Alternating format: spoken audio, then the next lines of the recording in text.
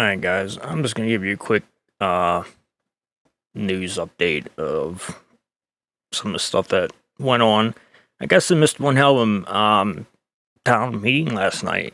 I didn't know they were gonna let residents ask questions. And I did not know that. I heard it was pretty interesting. So I do believe the rest of these, Aaron Brockovich, seminars, town meetings, whatever you want to call them. I think their rest is going to be the same. So I'm done covering them because, like I said, the last one I went to was almost exactly the same as the first one I went to. So I don't think I'm no longer going to cover them just because I'm just, I'll just be recording the same thing over and over again. I guess Norfolk Southern is they have to show up at every meeting now. EPA demanded it, and they have to show up at every meeting. So could get interesting. They were there last night, and I haven't found the full video yet to watch the whole thing through. I found clips, but it seemed was pretty interesting. If I find the whole thing not clipped out, just the whole thing of it, I will post it for you guys to watch. All right. Let's see here. This was released by the NTSB. Most of the stuff we know. Train was traveling 47 miles an hour. Let's see here. Then they go into the temperatures above the bearing. First sensor was 38 above. Second sensor was 103 above. And the third sensor was 253. So anything over 200 is considered critical.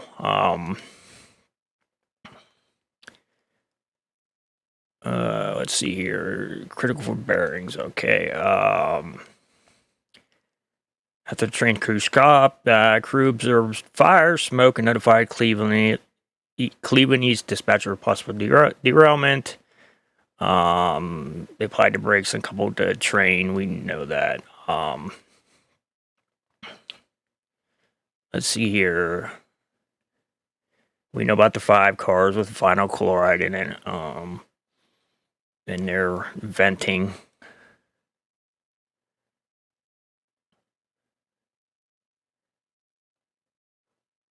I think there's really nothing else I wanted to cover in it. I don't even know why I even had that open. I probably was reading it. Okay. Rail Union says workers experience migraines and nausea in East Palestine train derailment site. This is quite interesting because, they're experiencing the same symptoms as a lot of the residents are. Isn't that weird? Rail Union leader is revealing new safety concerns at East Palestine train derailment site after some workers fell ill during the cleanup process. The union is demanding action and immediate answers regarding the derailment and safety protocols in place. Let's see here. A letter states that Norfolk Southern instructed 40 of its maintenance employees to come to the site and begin cleanup of the wreckage. It also says that employees continue to experience migraines and nausea after being willingly exposed to chemicals at the direction of Norfolk Southern. Long also wrote in his letter that the workers cleaning up East Palestine were not provided with appropriate personal protective equipment such as respirators, eye protection, and protective clothing. Every time I was down there, I've never seen any of the workers wearing anything like that. So, of course, Norfolk Southern, disputed the claim.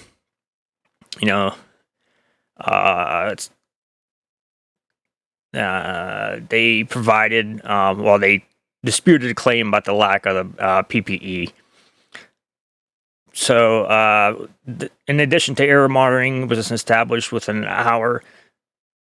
So, because they monitored the air, and they're saying the employees had access to PPE. Like I said, all the time I've been down there, I haven't seen one person wearing PPE. Temper flares. East Palestine residents confront railroad officials and EPA. Don't lie to us. I can't believe I missed this because there's going to be more of these. There wasn't that many people there, though. I highlighted some of the stuff I just wanted to cover in here, really.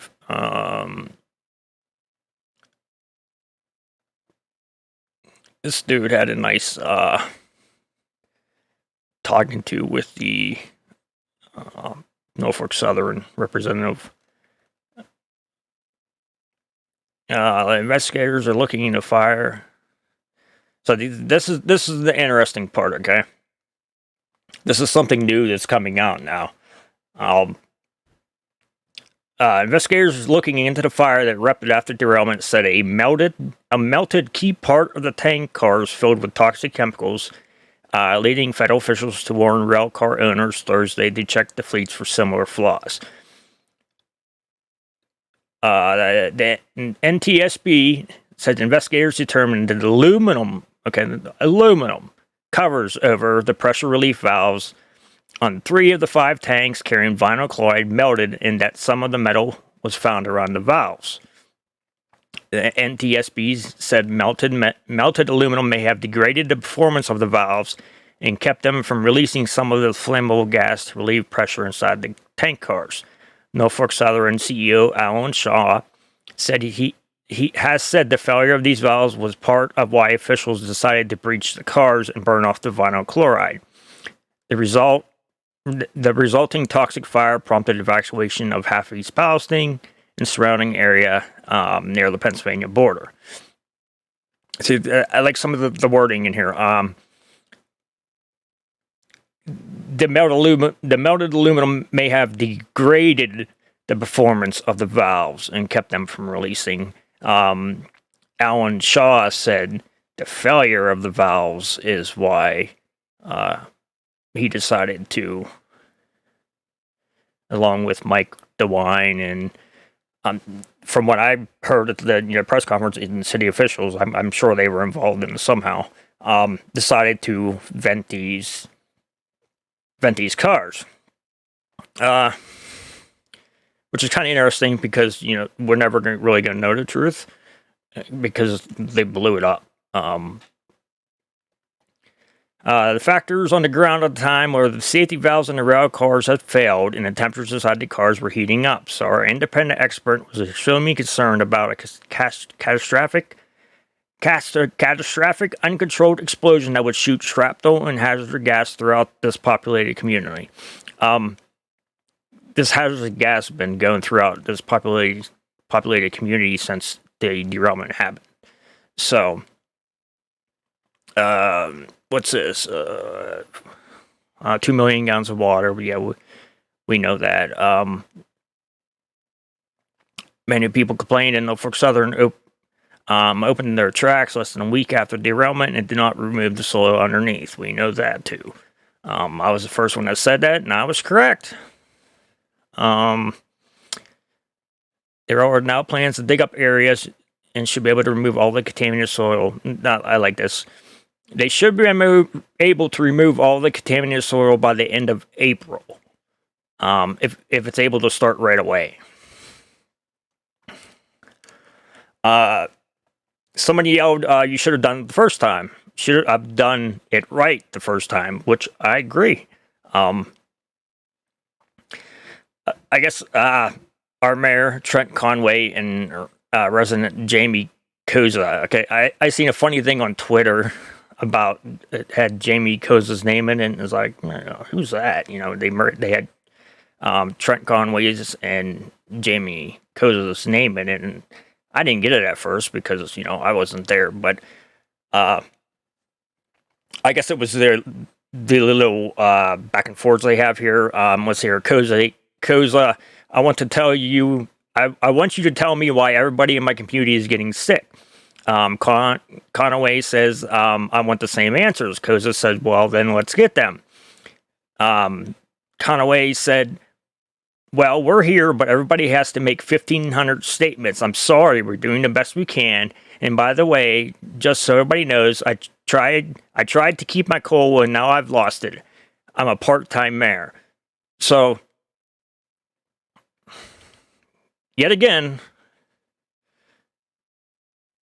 the mayor loses his cool. That's why I'm looking for the whole video, because sometimes you stuff you read is taken out of context. So, but I understand why everybody's getting on him. He is the mayor, but I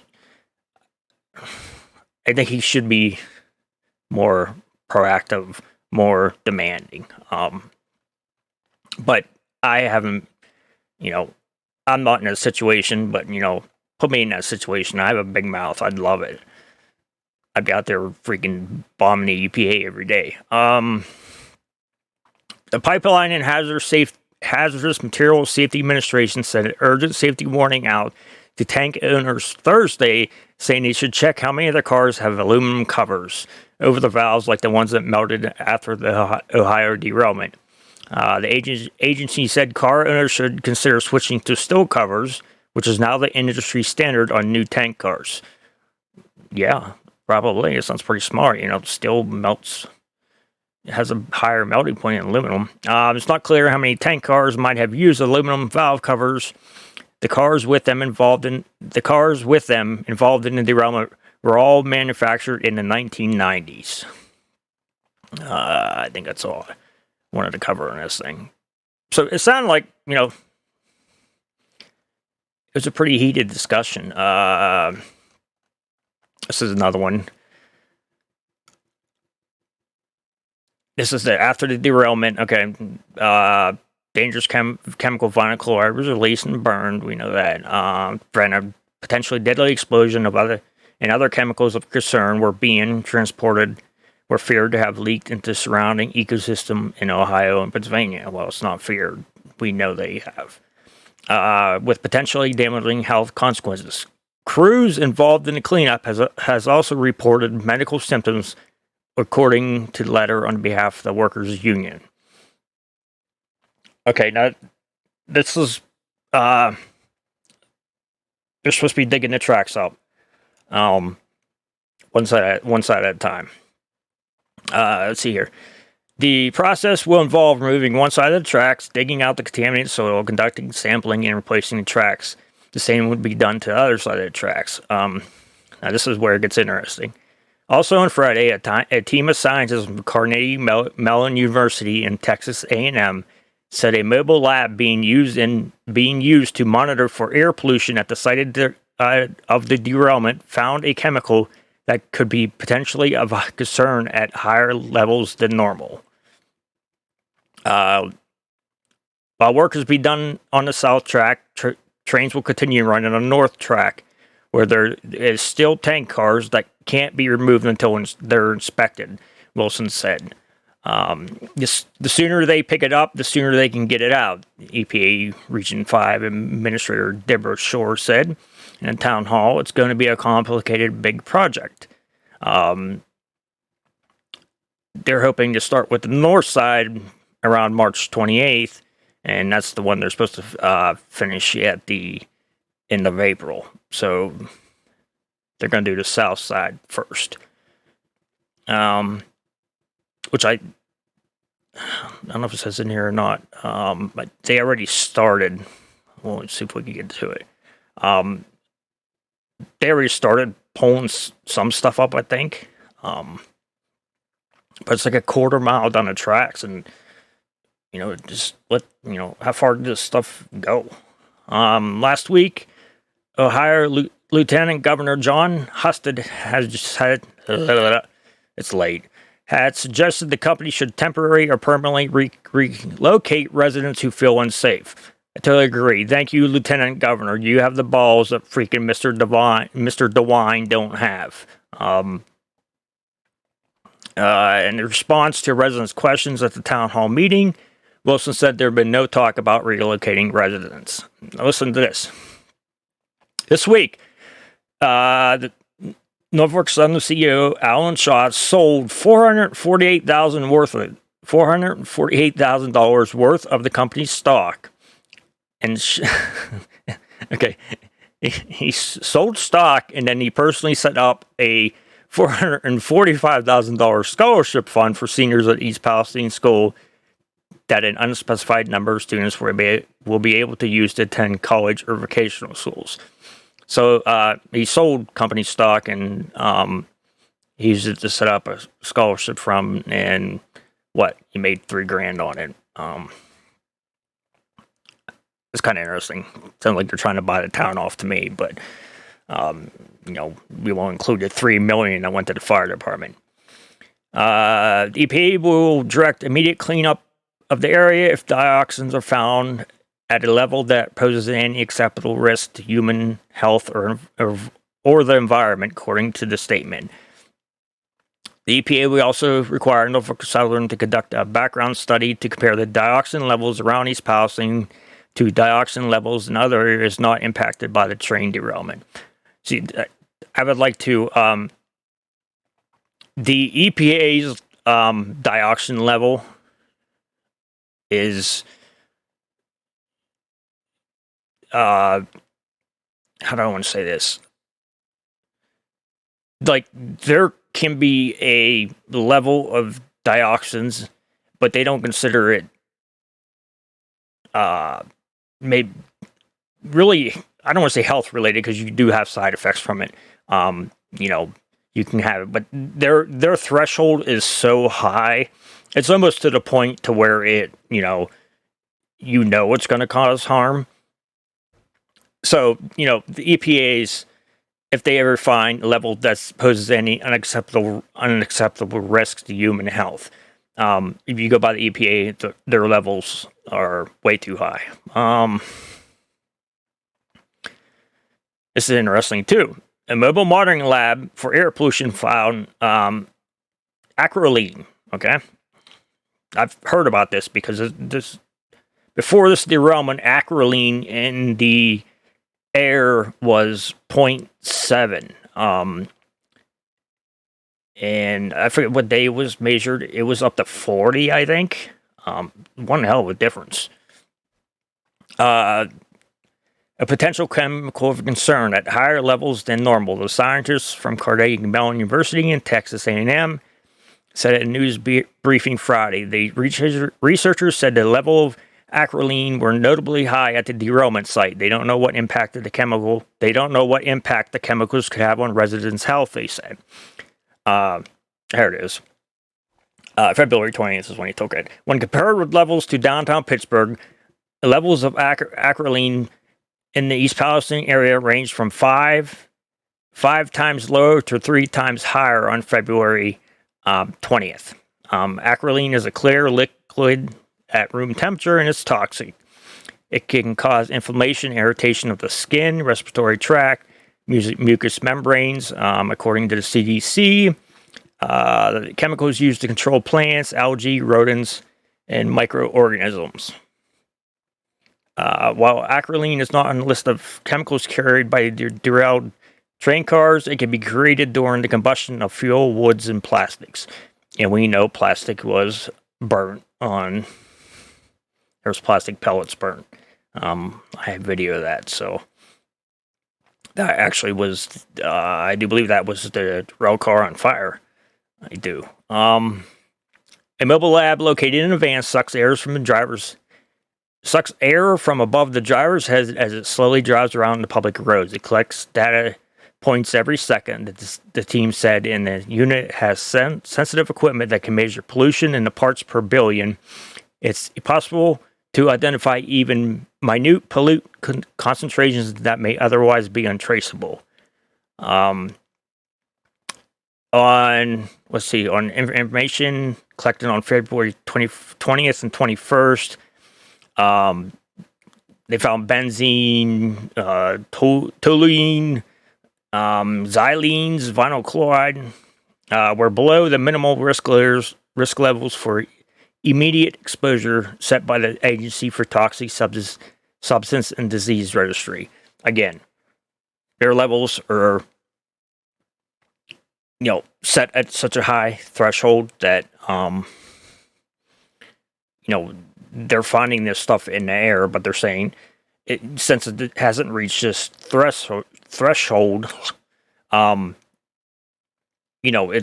no harm. But people can have side effects from it, as we can see. Let's see here. Team said there was no hotspots found by their mobile sampling. And what? Because they sampled between February 8th and February 22nd. This is interesting, too. Leaked audio reveals U.S. rail workers were told to skip inspections as Ohio crash prompts scrutiny to industry. This is very interesting. Leaks always come out, huh? In a leaked audio heard by The Guardian, a manager from one of the U.S. largest rail companies can be heard explaining to a former carman that they should stop tagging rail cars for broken bearings. The manager says doing so delays other cargo. The disclosure comes as federal agencies investigate the derailment in East Palestine, Ohio. A wheel bearing failure was cited as the cause of the crash in a preliminary report released by the NTSB. In late 2016, Stephanie Griffin, a former Union Pacific carman, went to her manager with concerns that she was getting pushback for tagging or reporting for repair rail cars. Her manager told her it was okay to skip the inspections. Griffin asked if the manager could put that in writing. That's weird, she said. Oh, that's weird, said the manager.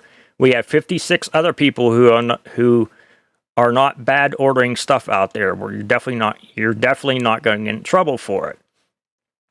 Griffin said he refused to bad order or mark for repairs cars for bad wheel bearings. My boss took issue with it because it increased our dwell time. When that happened, the corporate offices would start berating management to release the cars. Dwell time refers to the time a train spends at a scheduled stop without moving. It is very obvious that management is not concerned with the public's safety and only concerned with making their numbers look good, Griffin said. Griffin also claimed that she and the workers did not receive any formal training to inspect the rail cars and were left to learn from old worker and figure the rest out from the American Association of Railroads and the Federal Railroad Administration handbooks. Griffin suggested all major rail carriers operate similarly. As part of her job, Griffin was to inspect all rail cars on inbound journeys for defects and put tags on them to send the cars to the railroad yard repair shop. On outbound journeys, workers were supposed to check the car's air brakes and make a final inspection. She said that management, at the behest of corporate, undermined workers' effectiveness on the job. She said the regulation at this time stated the wheel bearing was bad when it had visible seepage, but that was very vague, and the boss used that vagueness to their advantage. For me, it was whenever oil was visible on the bearing. For my boss, they wanted actual droplets and proof of it leaking on the ground. Most railroad workers are fighting against an entire system that only exists as a money-making apparatus to the wealthy. Those trains running through our towns, but they do not run next to rich folks' homes or next to our politicians' homes. This is a top-down problem. Spokesperson for the Union Pacific said in email, nothing more important than the safety of Union Pacific employees and communities we serve. Union Pacific does not have the alleged recording and cannot comment on its authenticity, if I can get it out. It added, employees are expected and encouraged to report concerns and have numbers of avenues to do so, including a 24/7 anonymous hotline, and they are firmly protected from retaliation. I don't believe that. But, it sounds good. East Palestine derailment has prompted a wave of scrutiny to the railroad's industry records of deregulation and blocking safety rules. Train brake rules rolled back under the Trump administration and have not been restored. Hazardous material regulations were watered down at the behest of the railroad industry, and the railroad workers have been decrying the safety impacts incited by years of staffing cuts, poor working conditions, and neglect by railroad companies in favor of Wall Street investors. The rate of train derailments has increased over the past decade, with 2 derailments per every 1 mile traveled on the railroad, compared to 1.71 derailments in 2013. There were 818 derailments reported in 2022, with 447 trains carrying hazardous materials either damaged or derailed. The railroads are opposed to any government regulation on train length. They have sought waivers to eliminate and have train inspectors monitor rail cars. They have pushed back on train crew staffing, and the Brotherhood of Locomotive Engineers and Trainmen, National President Eddie Hall, in a statement to his NTSB. The Railroads and their Trade Associates, the Association of American Railroads, AARB, employ arms of lobbyists on Capitol Hill who are not there to promote safety regulations, but to slow the implement of federal safety regulations or attempt to eliminate them altogether. We know that. They don't want nothing that makes them lose money. I bet you they wish they fixed this bearing, because it probably was a lot cheaper than the mess they have now. A signal maintainer on the railroads who requested to remain anonymous for fear of retaliation. Well, remember that? They don't retaliate. Said in recent years, staff has been cut and the region's signal maintainers are forced to cover has been extended as a result of precision scheduled railroading. I went over that one other time in one of my other videos. A cost-cutting system that has resulted in Class 1 railroads cutting their workforce by 30% since 2016. We've lost a single relief maintainer, and they've extended 80 miles to over 100 miles of tracks, they said. We're overworked. They keep adding more tasks for us to do and cover, and it's getting to where all we do is just testing and not doing much maintenance anymore. They said that they have worked hundreds of hours overtime so far this year because of short staffing and higher workloads, and has created safety concerns because there's no time to keep up with the workloads or properly train new employees. The size of the train in East Palestine was 150 cars, more than twice the average length of a train operated by major railroads from 2008 to 2017. There's no current limit imposed by the Federal Railroad Administration on train length. The industry has dismissed safety concerns on the issue. A derailment of a 5,000-ton train with a small amount of hazardous materials is a whole lot different animal than a derailment of a 18,000-pound train loaded with hazardous materials. Plus, a long, heavy train is easier to derail. Kurtz added, and then Secretary Buttigieg, worthless. I found this little clip. I'm gonna throw in real quick. I'm gonna try. Oh man, I'll be under 40 minutes. I'm proud of myself. And that's it for today. I just found these couple articles and stuff. I didn't see where it said. One of these articles said they supposedly already started tearing up rails on one side, but I didn't see anything yet. So, all right, I'm gonna play this clip real quick, and then that's gonna be it for today. I'm excited for my water plant tour tomorrow morning. Probably won't be live streamed. I will record it though.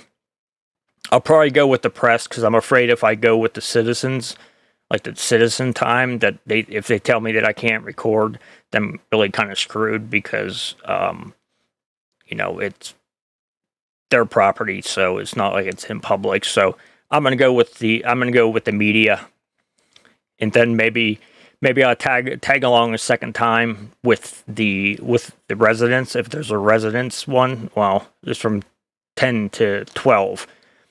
So maybe I'll tag along a second time with the residents and see if info matches from what was told to the press. Between 9 and 10 is the press time, and then from 10 to 12 is for citizens or people to come tour it. So just to see if stuff matches. I mean, I'll go through it twice. What the hell? All right, let me play this clip real quick. Residents in East Palestine are still pressing for answers after the train derailment nearly 1 month ago. Now, a resource fair wrapped up in the last couple hours, giving residents a chance to voice their health or environmental concerns with Norfolk Southern. That's the company that operated that train during the derailment. They also released new information tonight. News 5 anchor DeLon Dillard has the latest now from East Palestine.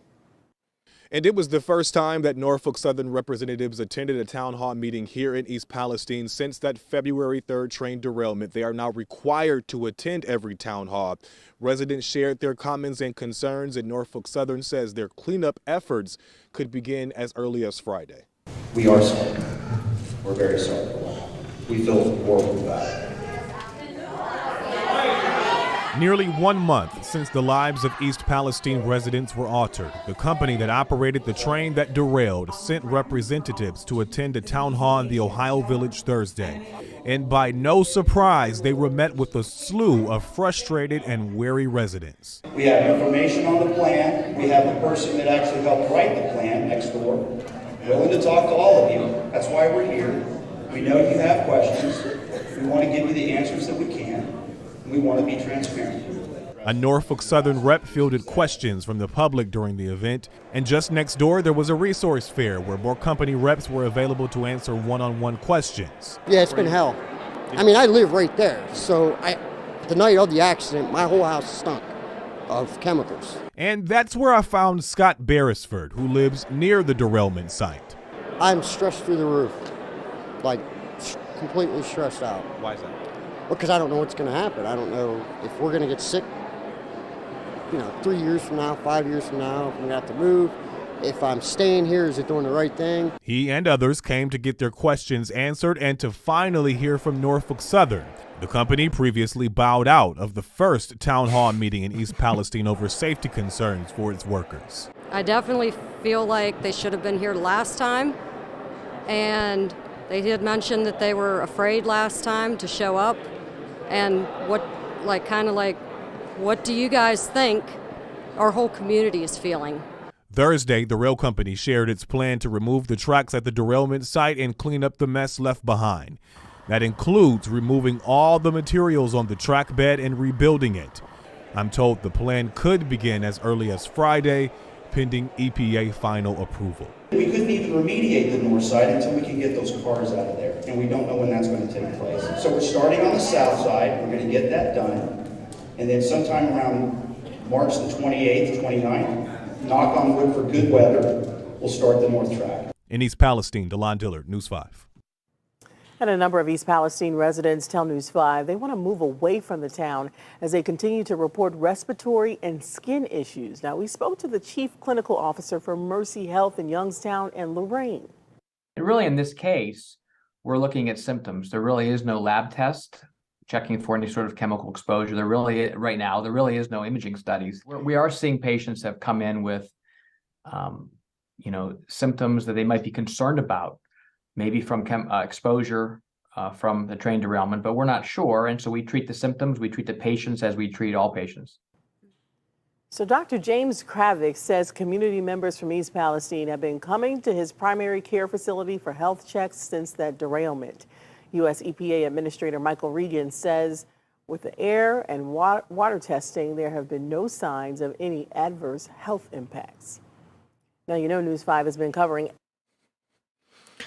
All right, guys. I said if I find the whole thing, I will upload. Well, I will link it because it won't be mine. So I want to give fair credit to whoever recorded the whole thing. It seems they want to get these rail cars out of there awful fast. Why? Because you're afraid something's going to be found.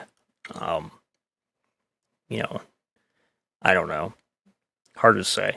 All right, guys. I will catch up with you tomorrow. Got the water thing in the morning, water tour. Then I'll probably be out handing water out tomorrow afternoon and evening. Probably will be Sunday morning too. Sunday afternoon, evening, I want to switch my shirt and go to activism and stand out there with my sign again, like I do pretty much every weekend. We'll see if anybody joins me. Probably not, but I'll stand out there by myself. All right, guys, you have a good night. It's a quick update, and I will catch up with you guys tomorrow.